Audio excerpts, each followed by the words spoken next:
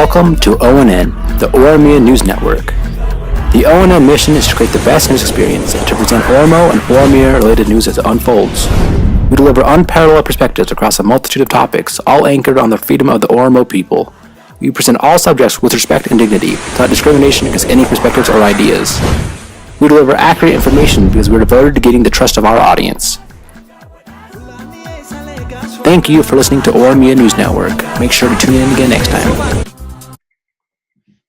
Daawwattoota keenya kun Dr. Qadiidaa Show Oromiyaa News Network ONN irratti torbeetti guyyaa 2-3 isinii dhiyaatudha. Har'a sagantaa keenya keessummaa sadi qabadhee dhiyaadheera. Keessummaan koo har'aas Obbo Ahmed Sayyoo kanaan dura yeroo baay'ee asuma irrattis iddoo adda addaa irrattis ni dhiyaatu. Obbo Sayyoo baga nagaan dhuftani. Galatoomii Dr. Ibsa. Akkanumas Dr. Rundaasaa Sheetee atis baga nagaan dhufte. Baay'ee galatoomii Dr. Ibsa. Keessummaan koo biraa immoo Dr. Gizaachoo Teessooti. Dr. Gizaachoo atis baga nagaan dhufte gaa. Baga nagaan nu eegdan hundi keessanuu baga nagaa taatan jechuunis. Tole gaa hundi keenya iyyuu gaa gidduu kana waan nu gammachiise waan nu kofalchiise qabna. Sagantaan keenya har'aa waa'eedhuma Abbaan Alangaa Itoophiyaa kaleessa riippoorterotatti ibsa adda addaa kennaniiru. Isa irratti xinnoo mari'annaa. Akkasumas ilaaleeti immoo har'as oduun tokko biyyaa dhufuu jeneraalonni Tigree wayii TPLF iddoo adda addaatii qabamanii mana hidhaatti darbamaa jira jedhu kanuma laalleeti gaa kun akkamitti ilaaltu kan jedhudha. Siyaasa amma naannoo Oromiyaa keessa jiru kana akkamitti ilaaltu jenneetuma gaashuma irratti haasofna. Irra deebiseen bagaaffii irraa Dr. Qadiidaa Show fudhattanii baga nagaan dhuftanii isiniin jedhaga. Ayyee baga nagaan. Tole gaame gaaffiin koo calqabaa Obbo Sayyoo siif hime amma kaleessa Abbaan Alangaa Obbo Birhaanuu Tsaggaayee natti fakkaate maqaan isaanii riippoortii kennaniiru. Riippoortii sun irratti nama 63 qabamanii hidhamaniiru jedhee isaan liistiin kennine in general kan jedhanii baay'een isaanii warra meeteekii fi korraapshinii adda addaa biyya sun keessatti ani namni wayii jedheera biyya nama wayiitu feesbuukii irratti har'a eerpileeniin ani kufee baduu Beermudaa keessatti duwwaan see biyya Itoophiyaa keessatti eerpileeniin baduu qabee otoo namni hin argin jechaa ture. ኢህአዴግ በጠቅላላው በ27 ዓመት ውስጥ ያገኘው በእርዳታ ብቻ ኦልሞስት ወደ ሚኒመም ወደ 50 ቢሊዮን የአሜሪካ ዶላር ነው።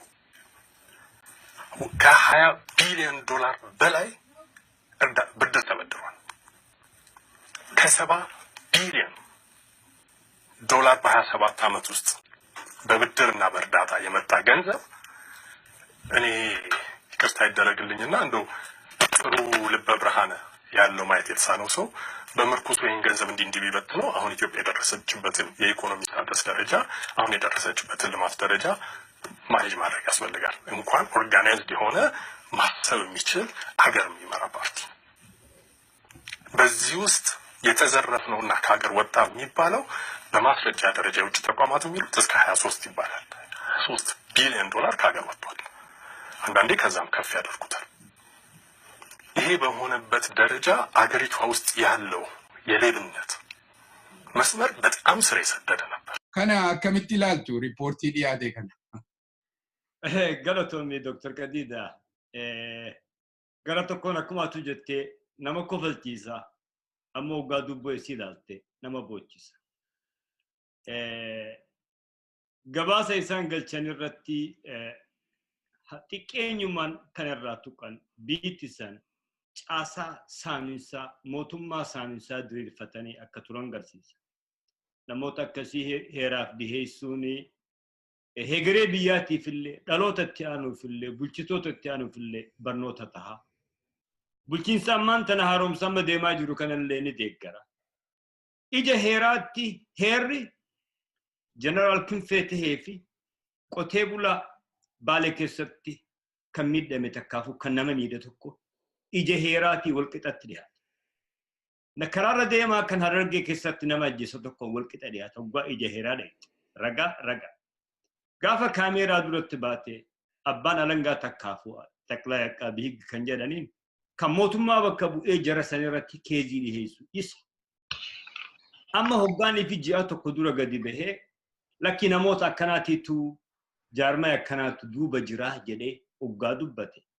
Ji'a tokko booda as deebi'ee hoggaanii fi lakki ajajaati biyyaatutu duuba jira hoggaa jedhe. Ajajaan hikaa kun ammaan tana kan nama fixaa bahe kun qaawa kanatti dhimma bahachuu danda'amuu hin danda'u. Namoota qabaman keessa baay'ee dhageenyee jirra. Dhifama maqatti illee ta'uu baatu jeneraalota dhageenyee warra akka dubbatamutti maallaqa nyaachuurraan gama Hararittis namoota qabame dhageenyee jirra. Ammaan tana kan qabee wanni agarru mootummaa Tigraayiiti. Kan jeneraal Kinfee qabee kenne poolisii Tigraay. Wanni agarsiisu maali ammaan tana isaan jidduu qaawni guddaan waldhabbiin guddaan akka jiru agarsiifti. Waldhabbiin kun jiraachuun isaan wal kannuu eegaluun kun hegeree biyyattiitii fi bulchiinsa sanii fi jijjiirama kanallee bakkaan gahuudhaaf fi qooda guddaa laata jedhee tana mana. Akkamitti ilaalta waan amma ta'aa jiru kana? Ani yeroo baay'ee birrachaan ture, skeptik ta'ee didaan ture, jijjiiramni kun dhugaa natti hin fakkaanne, ammoo sana diduun kun immoo dhugaa ture. Nan didee dubbiin kun dhugaan fakkaatu jara wajjinii walii galaniiti diraamaa wayiitii qopheessanii fakkaata. Dhugumayyuu diraamaa fakkaata ture. Har'a garuu ergan kana argee tokkoffaa akka inni riversidi hin taane agarsiisa. Maaliif yoo jettee erga jara kana seeratti dhiyeessanii erga hiccitiin rakkinni isaan hojjetan wanjalli isaan hojjetanii ummata biyyatti himame namni itti gaafatamu tokko hojii namni hojjetetti badiisaa ta'u hamaasas gaariisaa ta'u namni itti gaafatamuu qaba. Namoota yakkameeru kana keessa namoota harki isaanii dhiiga qabu namoota corruption irra darbee hanna irra darbee waan ta'een beeku biyyatti lafni hatame biyyatti manni hatame biyyatti fooqiin bade biyyatti lafni bade sana sirreessanii siistema sana kana itti gaafatama gochuun isaanii galata guddaa qabu.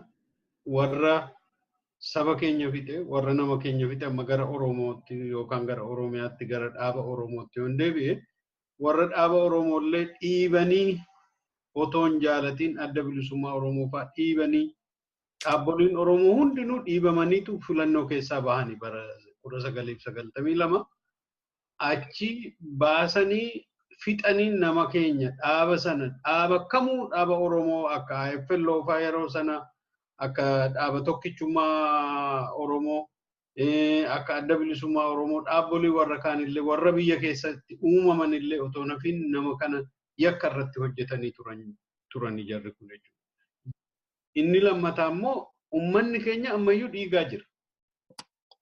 Daangaa irratti biyya keessatti namni keenya dhiigaa jira. Erga akkas godhanii kaan ammoo maaliif cal jedhanii ilaalanii waan jedhu sunis dileemaan akkasiisanii jechuudha. Rakkinni duraanii suni automaatikaalii hiikamuu qaba. Piroosesii keessa akkuma Hundaasaan jedhayyuu piroosesii qaba. Piroosesii sana keessa hiikamaa deemuu qaba. Karaansaa argamuu qaba. Amma yoonaatti karaan suni argamaa hin turre. Liidarshiippiin amma jiru kuni namoota kana mana murtiitti dhiyeessee yakkamtoota kana abalufaa yakkamni yakki biyya sana keessatti ta'eeru sun daangaan qabu. Hamma yoonaatti karaan isaan irra deeman suni karaa jaalalaa, karaa tokkummaa, karaa madammarii nama isa darbes dubbiin kaasiinaa isa gara fuulduraattis nagaadhuma biyya keenya jaalalaan deemna jedhu ture malee namni yakka godhe akka mootummaatti yakkatti hin dhiyaanne tasuma hin balaaleffanne tarkaanfii ciccimaa hin fudhanne jechuudha. Kuni clear standi isaan dhowwee ture hamma yoonaatti ana biratti jechuudha. Galatoomii meezuma irratti daballeeti gaama eegattanii amma ga'a. Dhiifama kanarree fuuntana Raddaasaadhaan ibsuu fedhe kan waa'ee qaawasa. Ayyadiif reefun tana jedhee jira qabamuu isaanii numartuu irraa gammannee jirra. Karaan ammaan tana irra deemamaa jirus kan kaleessa shakkaa turre ammallee jirra kanaatu duuba jira gaadaa keessaa isaaniitu jirra jee mamiinu jala shakkii duraan qabnullee nurraa xiqqeessee jira gammachuun hundaati. Ani wannan sodaachaa jiru jara 63 jedhamu kanaa miti biyya san keessatti kan lafa chabachabate kan maallaqa hammana hin jedhamne maallaqa biyyaa hate kan nama hagana hin jedhamne nyaate kan saame tokkoo fi lamaa miti.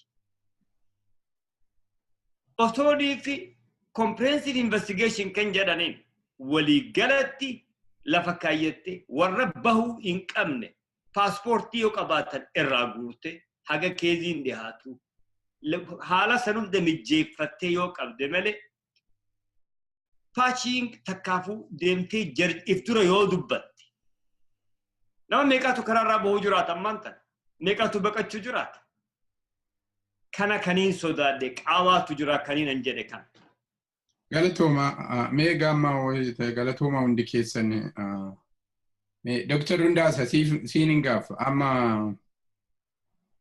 egaa Dr. Abiy akka federaalaatti hojjaa hojjetamuun irra jiru hojjechaa jira. Kun waan ifatti mul'atudha. Koo amma jiru akkuma duratti teessoon jedhe uummanni Oromoo dhiigaa jira, mana isaatii ari'amaa jira, rakkachaa jira, du'aa jira harka duwwaa. Isaaniin irraa hiiksisuun, irraa hidhuun, callisanii ilaaluun kun maaliifi wal faalleessaa'u isa federaaliin godhuu fi Oromiyaa keessa kan godhamu hojjetu. Egaa ilaa wanni hunduu hundee qaba gaa jalqaba qabaa miti. Yaadattu taanaani ennaa Amaarri hidhatu, ennaa Tigreen hidhatu, ennaa Somaaleen hidhatu Oromoo hiikkachiisanii turan. Milishaa Oromoo hiikkachiisanii turan warri wayyaane.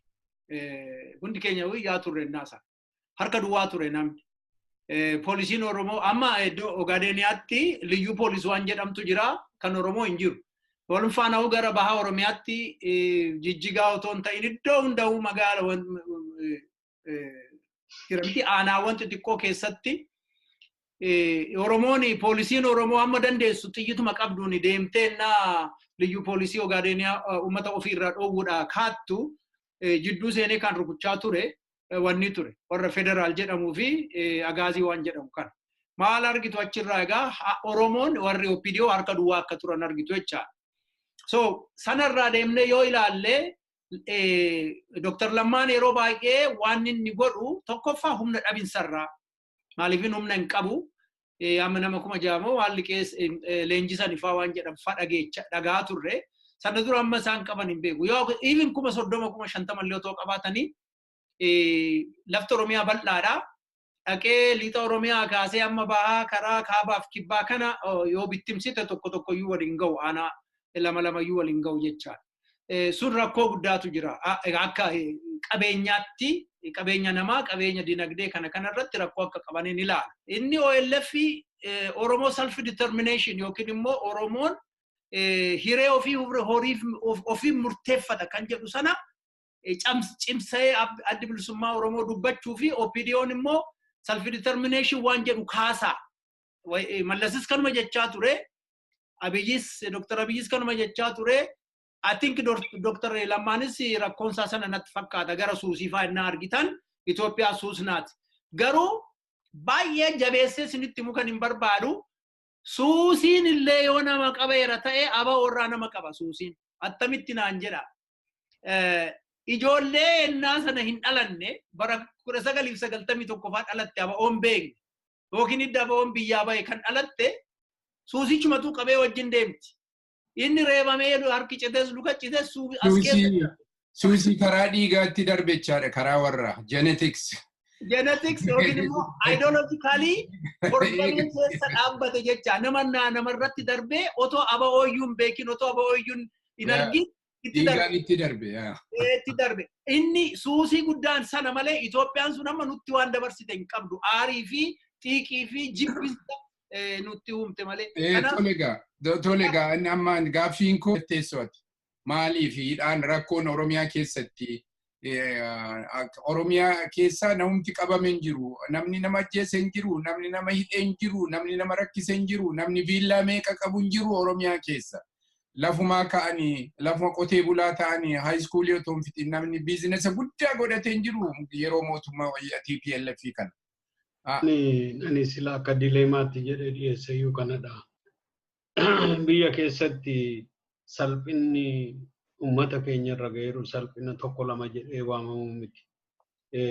Nan dhagaa nan qoradhaa ummata warruma qotee bulaa bulchiisi gandaa nama keenya asii gadi mataadhaan asii gaditti qabanii ciibsanii tuman ciibsanii garafan dhageenya. Oromoodhumti baalagatee aangoo irratti bahee bilginnaa hin taane korraapshinii addaa keessa galanii namoonni takkaa shoomamanii waggaa 27 guutuu aangoo irra ta'anii namoonni waa hedduu hojjetan achuma jiru namni dubbii gaafatee kun jiru jechuudha. Karaan sun maybe yoo jalqabanii gubbaarraa kaasanii gadi dhufu ta'e yookaan siistema tokko diiguurraa mataarraa gadi diigama siistemni tokko karaa baay'ee mataarraa gadi diigamnaan dhaabachuu hin danda'u. Yoo achirraa jalqabaniitu gadi deemu ta'e hin beeku malee dileemaan jiru maalidhaa uummanni rakkina uuman hundinuu Oromoo irratti ijaarame nama garafaa ture. Nama ciibsanii tumaa turan, reebaa turan, salphisaa turanii ammayyuu achuma jiru. Fi Oromiyaa keessatti rakkoonan uumamaa jiru. Waggaa mootummaan federaalaa gaarii hojjechaa jira jedhee uummanni hundi sappoortii isa gochaa jira. Kunoo isinuma raayyuu qabeeti. Gabaabsiiti. Ayyee galatoomee dhugumatti waan nama xiqqoo jaanjeessaati. Kanatti keessatti argaa jirru. Dhugumattuu mootummaan naannoo Oromiyaa sanii sirnaan fankishin godhaa jirti. Caasaan mootummaadhaa wal qabatee jala gubbatti deemaa jira. Gaaffii jekkisiifti yeroo gaafattuu qabda. Kanneen ummata miidhaan kanarraan tan amma ija keenya duratti agarru kana qaqqabaman kana.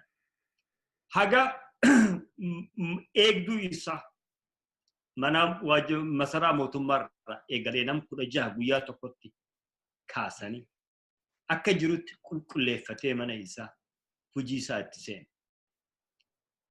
Kan OPDOtti yoo as dhufnee ilaallu obbolammaan namootuma kaleessa nama fixaa tura. Kan ofii isaatii beeku iddoo takkarraa fuudhee iddoo takkarra geessu malee of hin qulqulleessine.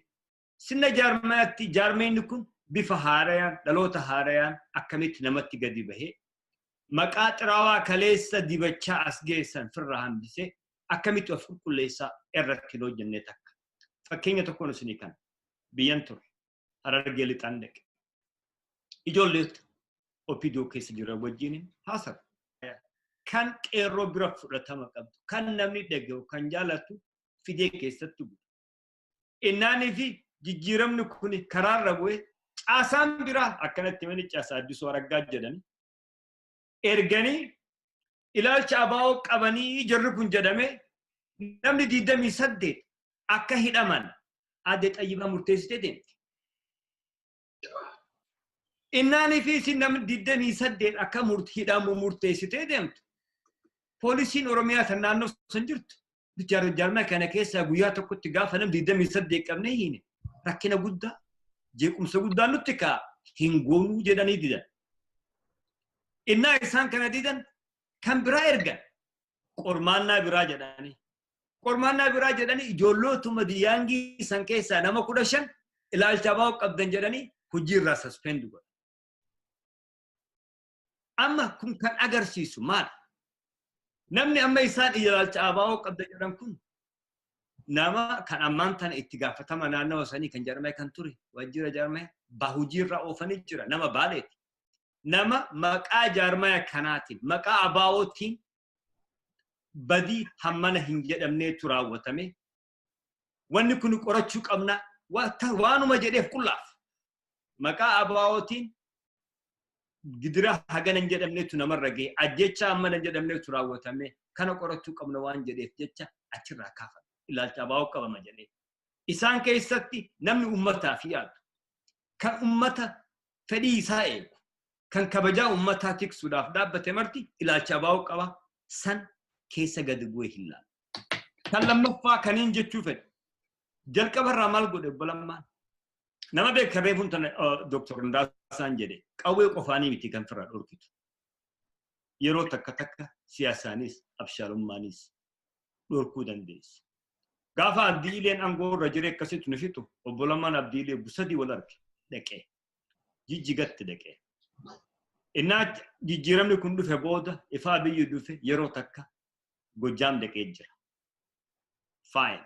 Amma namoota kan naannoota biraa naannoota rakkoon irraa maddan kan ifa abdiileen bu'ee bulchiinsi haarayni Ogaadeen keessatti jira. Rakkinni deemaa jirullee publicly ummata duratti gadi bahee dhaabaa jechuudhaaf hariiroo haaraa uumannee jirra jechuudhaaf tattaaffii Afaarii wajjin goone, Somaalee wajjin goone, warra Saawuziitii wajjin goone, warra Gaambeellaa wajjinis hin goone. Doktara biyyi bakka meeqa dhaqe? Biyyoota meeqa deeme? Eertiraa meeqa wal argan kan Eertiraatiin? Kana hunda kan olii gadi cehee godhuuf hariiroo cimsuudhaaf rakkinoota mudachuu malan yoonii fi akkaataa gamtaan itti sadeeggaruu danda'an itti furuu danda'an karaa hunda anjeeffachuudhaaf. Sochii yookiin immoo revolution jechuu kooti. Revolutionii jalqabamee gara fuulduraatti deemaa jiru kanarratti gufuu xiqqoof ta'uu ni danda'u yookiin ta'uu dhiisuu ni danda'u. Garuu otoo akka sammuu akka warra yaaduutti jechuu kun akka Aristotle faa akka Plebis akka Machiavelli akka Harrington Madison jira miti warri Hamilton faa warri waa'ee corruptionii akkamitti hambifnaa inni kaan qeesonni dhufaniitu mooraalii namni yoo waaqa sodaate gaariidha. Kun immoo wanni fa'itti deebuu dandeessu kun Musee fa'itti Abrahaam fa'itti isa ija baasii. So sistemii tokko legal sistemii tokkoo fi institutionii politikaa tokko diriirsuudhaaf institution ennaan jedhu heera tokko diriirsuudhaaf sochiin addunyaa hundatti uumameera. Revolutioniin uumameera. French Revolution, British Revolution, Russian Revolution, October Revolution, movementiin inni kan Keenyaa 1974 naannoo hunda addunyaa hundatti jeequmsiin uumama. Kun immoo waaqatu uumee miti. Interest, common interest, fedhii uummataa iddoo tokkotti keessummeessinaa fi lakki fedhii abbaa tokkoo yookiin immoo fedhii gurmuu tokkoo tumootaa kan jedhu amma ammaatti sammuun wal cabsaa jira akkamitti iyyuu fooyyessina. Walumaa galatti garuu akkan duratti tuttuqee constitutional reformii gochaa jirraa jedhu amma Lammaanfaa. Wanti ilaaluun sinirra jiru Dr. Lammaanii pool of laali warra miseensota isaa ta'e sana keessaa qofadha kan filachuu danda'u. Alaa nama biraa ofitti makuu hin danda'an. Ani beeku amma yoo kan Dr. Abiy argitan garuu akkuma federaaliittuu he has a pool of options. Namoota adda barbaade iddoo hundaatii fida jechaadha. I think sarkiliidhuma sana keessa ta'anii bal'aadha wanni inni qabu. Opportunitiin inni qabu namootii tokko fiduudhaaf. Nama akka amma eenyonni immoo kan filannoodhaaf iyyuu bakkee buutifaa kan jedhan amma Qinijjiit cheermaanii kan turte ishii fuudhee kaa'uudhaaf deemaa jiru. So walumaa galatti akkuma Aristotle faa siniin jedhe akkuma Machiavelli faa akkuma Harrington faa nutis yaaduun kan nurra jiraatu legal systemiin akkamitti ijaaramaa eenyu ijaaree maaliif ijaaree nuti immoo garamitti deemnee systemii kana ijaarraa. Is there even a common interest biyya sana keessatti Tigreen interestii mataashii qabdi Amaarri mataashii qabdi Oromoon kan ofii qabaa. As keessatti immoo deebi'ee there are pockets of interest. Private interestii jira. Kan ganzabaan namaa corrupt godhan kun. Kan akkamitti hampifna akkamitti implement goona kan jedhu suniin waan nutti mul'ate tokko dubbachaa ooluu hin dandeenya, hawwii hin dandeenya. Garuu one we have to agree on is revolution as a mess. Revolutionii messiidha. Ameerikaa keessattis ilaala. Inni waggaa 300 dura wal caqacakan irrayyuu ma jiru. Messiidha kan namni beeka. Namni change is difficult jedhu. Jijjiiramni waan rakkisaa baay'ee wajjin dhufa. Garuu walumaa galatti keessatti maaf rakkoon baay'ataadha. Keenya akkuma jedhe there is no common interest. Empire sun gaafa uumamtu ibeeshii kaansarii sana dhufkachaa as geesse. Sobaan as geesse. Sobarratti hundoofteetu. Sobarratti ulfooftee. Sobarratti deessee sobarratti ilmoo ishii guddiftee sobarra jiraachaa jirti impaayerri sun. Waan ishiin gad dabarsites OPDO yoo ilaaltus eenyutu ijaare? Fedhii Oromoo intarastii bu'aa Oromootiif ijaarame moo diinatu iyyuu meeshaa godhatee itti qarqaaruudhaaf ijaare? Jarri sun immoo diina jalatti Geetaachoo Asaffaa jalatti maal gochaa turan? Hoggaa uummanni Oromoodhaa qotiyyoo isaa gurguratee qawwee bitatee ofirraa dhorku qawwee dhukkaatu laalaniiti hoggaa lolli dhaabbate Oromoo deemanii irraa guuraa turan. Kuni waa lamaa fi uummata Oromoo dulchisuudhaa fi qawween uummata Oromoo harka akka hin seenne gochuudhaaf tooftaa Tigiroonni lafa kaayyatan ture. Amma Tigiroonni san hin jiran jenne militarii keessa jiraachuu mala. Harka guututti ammaan tana harka lammaadhaa jira. Maaliif kun hundi uummata Oromoo irratti raawwatamaa jiru? Jalqaba warri kaase Amaara. Gaaffii warri Amaaraa kan keessaafuu alaa dhaqan. Warri sirna kan dur Haayile Sillaaseedhaatii fi Minilikii fi Dargiidhaa deebisuu fedhan. Iyyansa isaan kaasanii warra dhimma isaan hin laallan. Dhimma baadiyyaatti kan namee osoo jiru Facebook irraa dhimma siyaasaa haasa'u. Facebook waa miti. Isaati irrattis toopikii fudhatamee abaa'uu dura kan san kontrol godhuu hin danda'u. Kan isaatii fi kan Amaaraa kontrol godhuu hin danda'u. Garuu warra isa jala jiran kan toopika takkaafuu qabiyyee isaat fuudhanii uummata Oromootti karaa Facebookiitiin sooshaal miidiyaa irraan akkasii facaasaniif san dhaabu warra ture. Dhaabbadhaa jechuun irra ture. Keessaafuu nama sadi. Ani meddee kuni nuti karaarraa badaa kan jirru iddoo dhaabbanneetu kun fedhii keenyarraa kaaneetu haasa'aa jirra. Garuu Oromiyaa fi Itoophiyaa waan jedhan kana actually Oromiyaadhum jechuudha Itoophiyaa jechuun isaan ija isaaniitiin. OLF-dhaaf immoo yookiin ABO'dhaaf immoo Itoophiyaa jechuun Oromiyaadha malee Itoophiyaa miti. Oromoodhaas immoo sanuma tilmaamaa jiranii fi isaan akka nuti silaa hawwinu kana hawwuu dhiisuun malaan siniin jedha. Akkanaaf adda baana. Of jaalattuu ta'anii waa'ee mataa isaanii duwwaa yaadu, waa'ee Oromoo yaadanii jechuu keeti. Mee ani kanarratti waa jedhu laate. Yaa jedhi. Aktivitii hawaasaa tokko keessatti sababiin tokko akka waa tokko fiduu hin ta'u. Sababii 5, 6, 4tu jira. Walirratti ida'amaniitu kana fidu jedha. Waan nuti jaajigoonuu qabnu tokko outcome isaati. Maaliif kana ta'edha? Maaliif Oromoon ammayyuu du'aadha? Maaliif anomaaliin kaleessa uumame rakkinni gaaffiin uumame ammallee hin deebine? Deebi'u hundisaa dhibbatti deebi'uun halkan tokkotti yoo haadhiisu garuu hammi ta'e karaa isaarra kanatu argama jennee ilaaluu dandahuutu nurra ture jechuudha. Kuni amma kana faaktaroota kana 1, 2, 3, 4 kana ta'uu danda'a jennee otoo amma waa'ee self determinationii, waa'een filannoo, waa'een aangoo hin ka'a. Isaanis sodaa akkasii qabaachuu danda'u ta'a. Never addi bilisummaa Oromoo aangoo isaaniitti ilmi Oromoo tokko maaliif biyya bulcha jedhee gaaffii kaasee akkamiin biyya bulcha hin jedhu. Interestiin uummata Oromoo eeganiirumoo hin eegnedha. Outcome sanatu walitti nu buusa.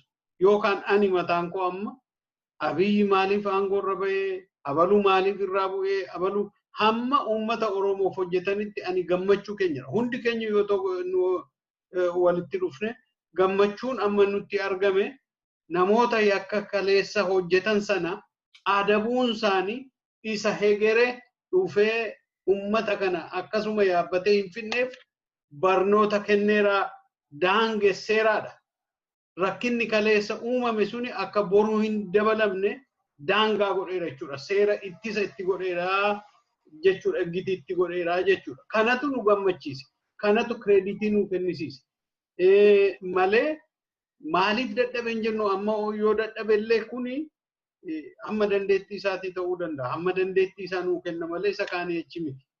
Garuu waan negatiiviin harcaatuun tokko wanni nuti arginu nama baqachuu, namoota adda bilisummaa Oromoo bira jiru, Isaayaasitti irra hiika malee leadershipii adda bilisummaa Oromootti hiiqee wajjiniin miidiyaa irratti hin arginu. Ilma Oromoo biyyaa galee tokko irratti hiiqee hin arginu. Hiiqanii wajjiniin hojjetanii dubbiin kaleessaa darbeera. Kuni maal sinitti fakkaata jedhanii nuun gaafanne. Yaada biraa yoo fidde alternative yaada fidde yaada nahu yaada sanarraa baqachuu malee akka diversity yaanni diversity illee dhiyaachuun entertain godhanii mee kanatu nu baasa. Waggaa 27 jarri kun ukkaamamaniiruuti. Mee maal jedhu jedhanii illee carraa namaan kennan. Wanni nan jechaa jiru yaada koonsini ibsa. Tokkoffaa filosoforoonni idduma uumaan namaa idduma sistamiin government system political systemiin idda ijaaramuu jalqabee waa baay'ee barreessaniiru waa baay'ee jedhaniiru. Namni hamma ammaatti deebii kenneef hin jiru. Maqaa namootii isinitti dhahan ture. Ima yaaluu ima kufa ima yaalu. Kun maaliifini namootiin uumaanumti namaa doqna namni. Garuu as kan keenyatti ennaa deebinu gaafi guddaan nuti of gaafachuun nurra jiraatu. Nama komachuu otoo hin ta'in wal qixxummaadhaan wanti nuti hirmannu jira common interest jechuu kooti. Isaan kan barbaadan wanni political systemii keessatti guddatan sana suphanii jabeessanitti fufuu barbaadu. Period achirratti walaagan. Nuti kan barbaannu immoo Oromoon hireesaa amurteeffatu kan jedhu barbaanna. Kanaaf waan isaan komannuufuu hin qabnu. Isaanis kan ofii irratti hojjechaa jiru. Nutis keenya irratti haa hojjennuun jedha.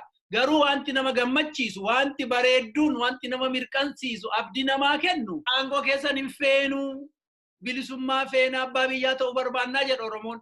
Kan abdii nutti toru sana.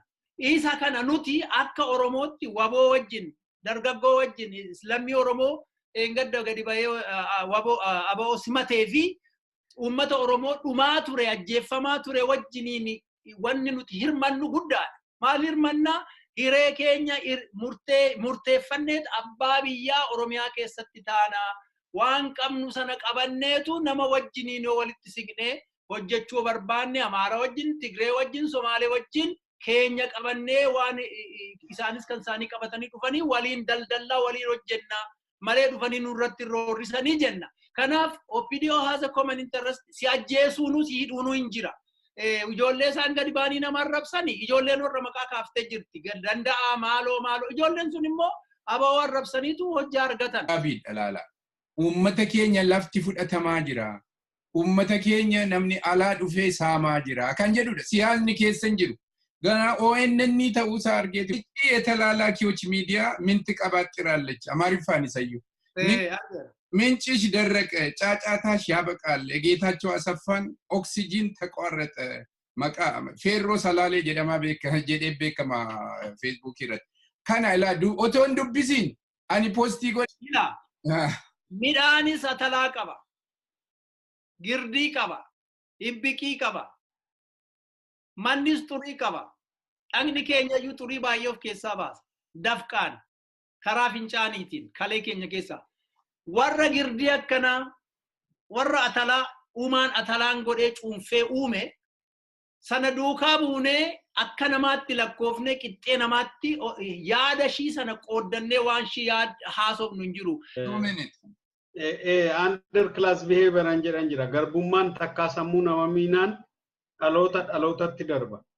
Already mentality karati yaannu akkaataa itti jiraannu akkaataa itti dubbannu akkaataa itti organized taane wanni jennu anti organizational behavior waan akkasii kana develop gochaa deemna yaada akkasii kana keessa yaada hin taane keessatti hafuu dandeenya. Dhaloonni keenya dhaloonni Oromoo waan akkasii keessatti hafuu danda'a waan akkasii qabu natti fakkaata.